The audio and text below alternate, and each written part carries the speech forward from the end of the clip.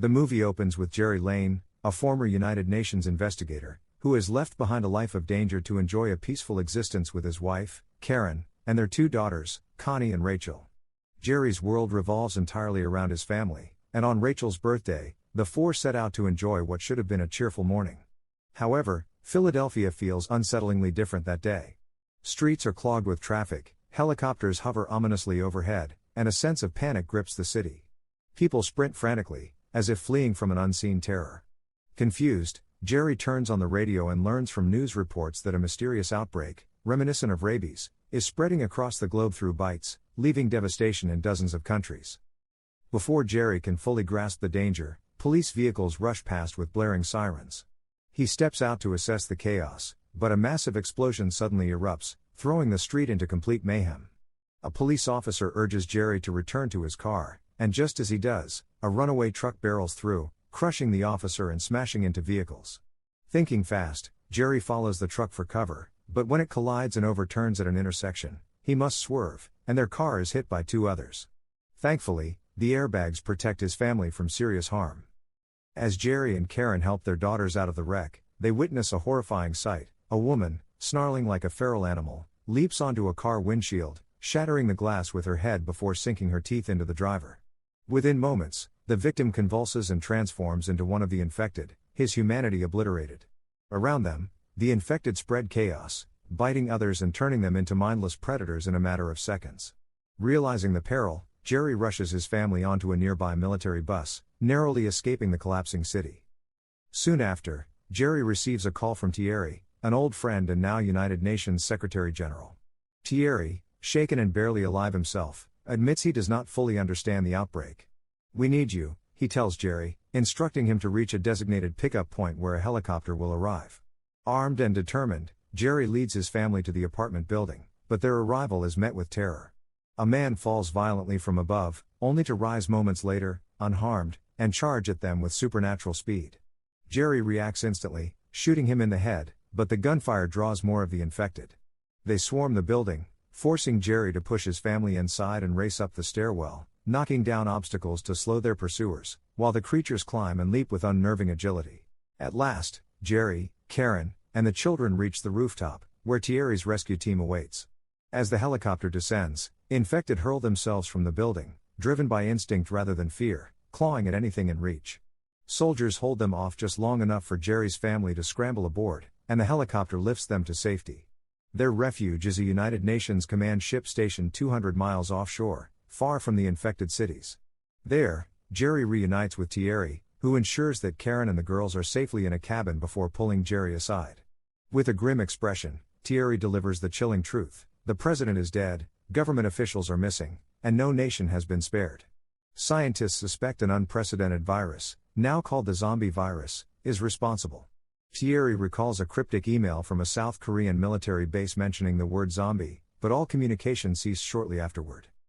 The scientific team aboard the command ship, led by virologist Dr. Fastback, believed that tracing the origin of the virus might be the key to developing a vaccine.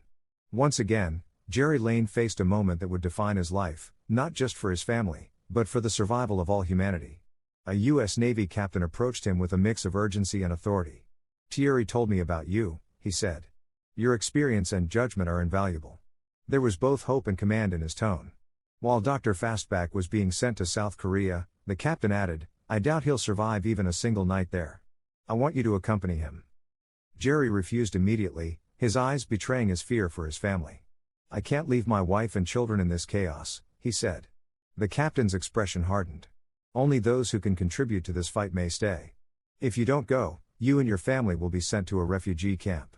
With no other choice, Jerry embraced his family one last time and joined Dr. Fastback under military escort for the flight to South Korea. The journey was tense and harrowing. Upon landing at the Haeju military base, darkness and an eerie silence greeted them. Outside, hordes of the infected roamed, though in the shadows, they seemed unaware of the newcomers. Fastback, trembling and armed, nervously scanned the perimeter. Suddenly, an infected lunged from the darkness, but a soldier quickly shot it down. The gunfire stirred the others, who began moving ominously from their hiding places.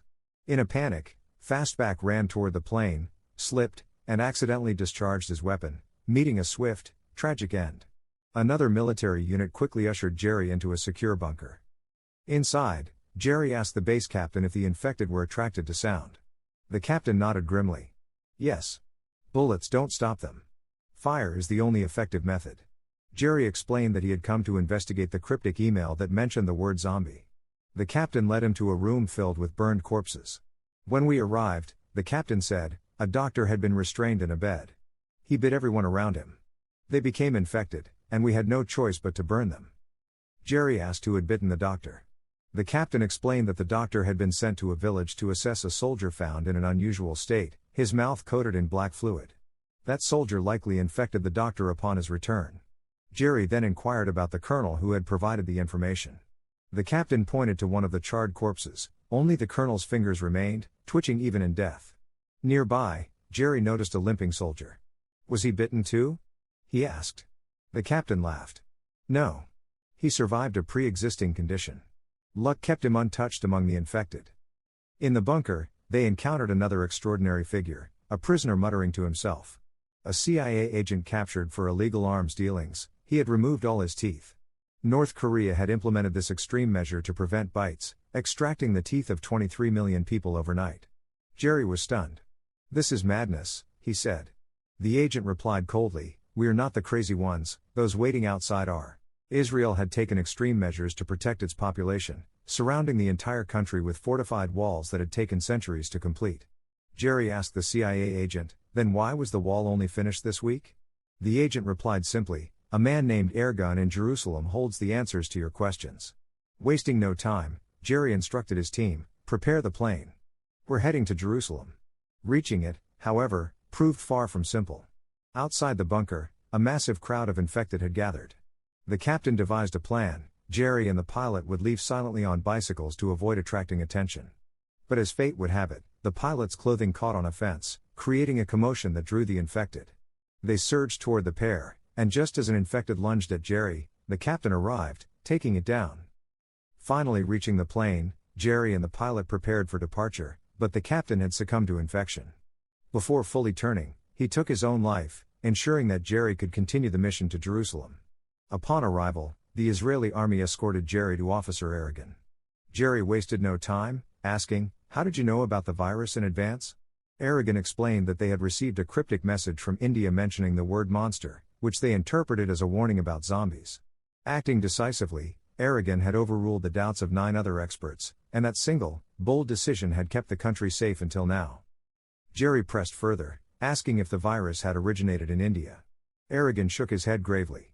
At this point, tracing the virus's origin is impossible. Prevention is our only strategy. He then led Jerry to the border, where the Israeli army was tirelessly rescuing people and bringing them inside the fortified walls. Their approach was simple: the fewer infected inside, the easier containment would be. Outside the walls, however, thousands of infected relentlessly tried to breach the barrier. Inside, loud prayers over amplified speakers inadvertently drew the infected's attention, inciting them to climb over one another like a living tower. Bullets proved ineffective against the sheer mass, and the horde breached the wall in a chaotic surge. Seeing the overwhelming threat, Ergun ordered, get Jerry to the airport at all costs. Soldiers carried him through the pandemonium, but one by one, they began succumbing to the infection. Amid the chaos, Jerry's eyes fell on a frail, sickly child surrounded by the infected. Miraculously, the creatures ignored him, surging past. Later, an infected lunged at a female soldier, Segan, biting her hand. Without hesitation, Jerry severed it to save her life. She cried in pain, but survived. Reaching the airport, they discovered the original pilot had already taken off. Jerry and the soldiers commandeered another plane, boarding quickly through an emergency gate. On board, Jerry treated Segan's injury, and she admitted feeling helpless without her hand. Then a realization struck him: the limping South Korean soldier and the sick child, neither had been attacked. It became clear that the virus could only thrive in healthy bodies, rendering weak or ill individuals effectively invisible to the infection. Acting on this discovery, Jerry called Thierry, who directed him to a World Health Organization lab in the United Kingdom actively working on a vaccine. Suddenly, chaos erupted on the plane when a dog barked from the rear, running toward the bathroom. As an attendant opened the door, an infected leapt out, attacking passengers one by one.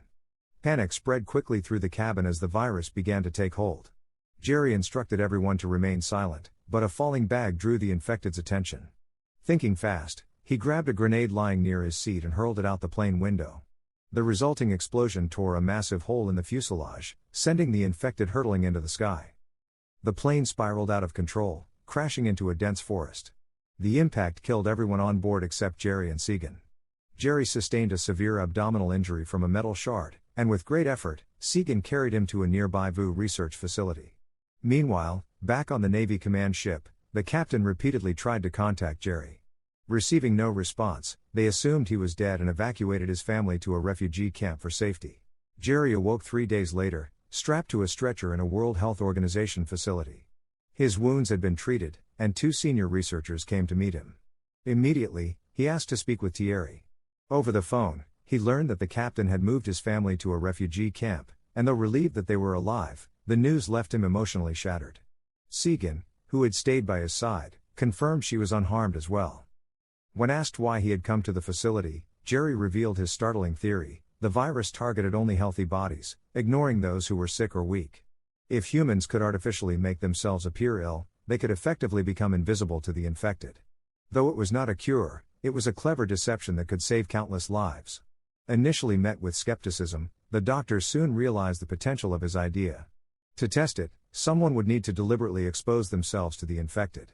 Without hesitation, Jerry volunteered. The greatest challenge lay ahead: the lab section where virus and bacteria samples were stored, an area already crawling with over 80 infected individuals. This was the same zone where the chief vaccinologist had fallen in the early days of the outbreak. Undeterred, Jerry, Segan, and a senior doctor carefully approached the hazardous vault. Infected figures lurked nearby, but the trio managed to reach the vault undetected. When a doctor accidentally bumped a machine, the noise drew one of the infected. Segan fired her weapon, inadvertently attracting all the creatures. To save his companions, Jerry clanged a metal rod, diverting the infected while Segan and the doctor escaped, leaving him alone inside the vault. Rows of virus samples lined the shelves: typhus, SARS, swine flu, but Jerry could not know which sample corresponded to which disease. An infected wandered close.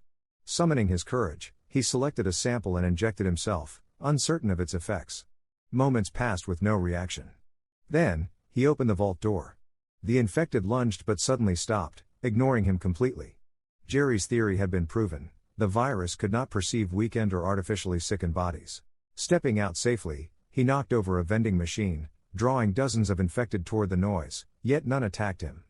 Carrying the sample back, the doctors administered the vaccine, neutralizing the infection within him.